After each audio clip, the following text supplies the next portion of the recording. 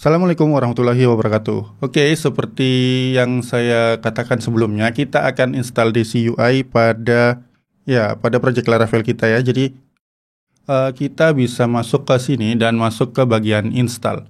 Nah, pada bagian install ini kita bisa copy aja dan kemudian kita jalankan di sini ya.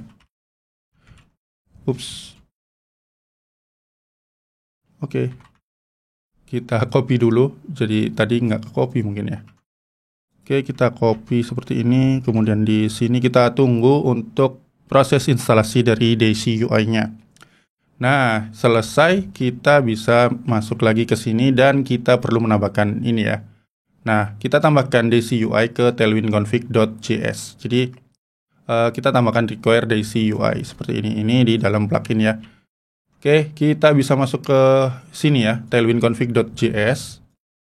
Nah, di sini kita lihat paling bawah ada plugin. Dan di sini kita tambahkan aja, tambah dengan koma, require DCUI. Seperti ini sudah selesai, kita tinggal jalankan di sini.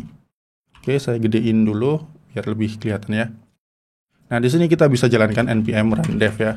Oke, jadi kita jalankan npm run dev. Oh iya, yang tadi di sini saya bisa akses ini dengan tweet.test karena saya pakai Laravel Valet ya. Kalau nggak pakai Laravel Valet yang harusnya cuma ada di macOS, itu bisa gunakan PHP Artisan Serve aja ya. Terus akses websitenya itu di localhost, portnya itu port 8000. Mungkin di sini saya akan coba kasih contoh PHP Artisan Serve seperti ini ya. Dan di sini kita bisa akses di localhost port 8000. Kita coba di sini misalnya localhost 8000. Nah, ini sama ya. Jadi ini aplikasi yang sama dengan yang kita akses tadi. Jadi kalau nggak pakai macOS atau nggak pakai Laravel Valet, Laravel Heart dan lain-lain, itu bisa gunakan cara yang seperti tadi. Oke, di sini saya nggak pakai ini. Jadi itu aja perbedaannya. Jadi kawan-kawan tinggal jalankan npm run dev ini kalau development ya, supaya nanti aset-aset yang diperlukan, misalnya kelas-kelas yang di-build itu update gitu ya. Jadi kita nggak di sini refresh ternyata kita belum jalanin npm run dev atau npm run build nantinya. Jadi itu yang perlu kita pahami ya. Baik, sekarang kita akan ubah dashboardnya untuk menggunakan si DCUI ini.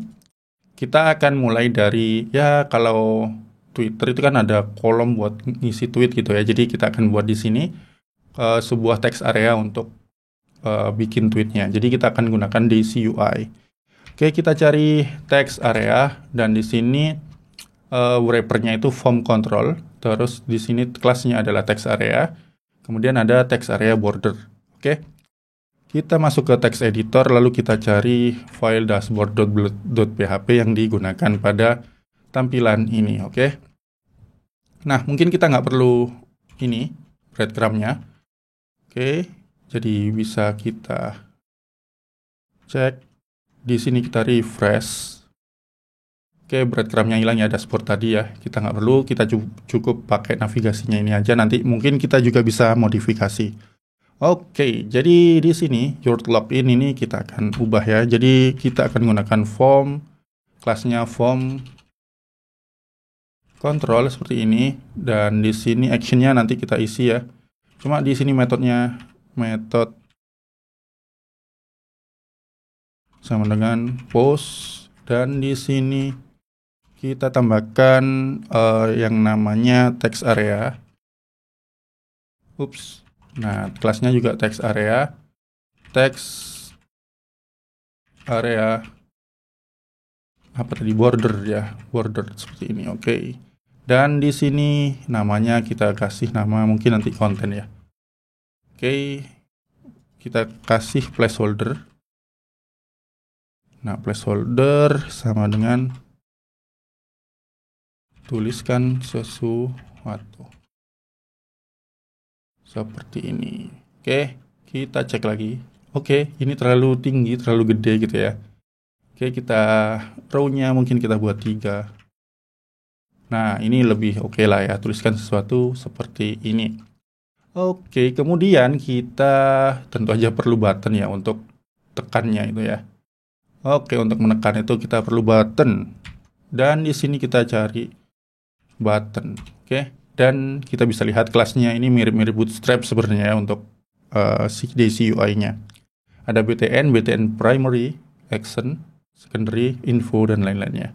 Tinggal kita sesuaikan. Mungkin di sini saya akan pakai secondary ya, pink gitu warnanya. Oke, kita buat di sini tentu aja masih di dalam formnya ya. Di sini mungkin kita bisa gunakan input tipenya submit. Terus kelasnya BTN secondary. Oke, value-nya ya tweet gitu aja ya deh. Kita coba lihat refresh dan kita lihat seperti ini ya. Oke, di sini terlalu mepet untuk text area dan ininya ya, dan buttonnya. Oke, kita bisa tambahkan di text areanya kelasnya Tailwind CSS MB2. Jadi margin bottom 2 ini 0,5 rem ini ya. Nah, di sini kita udah punya margin di sini. Oke, jadi kita sudah berhasil untuk menginstal Daisy UI. Berikutnya kita akan membuat fungsi dari tweet ini ya. Jadi supaya tweet ini bisa menyimpan data ke dalam database. Tapi tentunya kita juga harus buat untuk database-nya atau tabelnya juga ya, karena kita belum punya tabel untuk menyimpan tweet ini. Oke, kita lanjut di bagian berikutnya.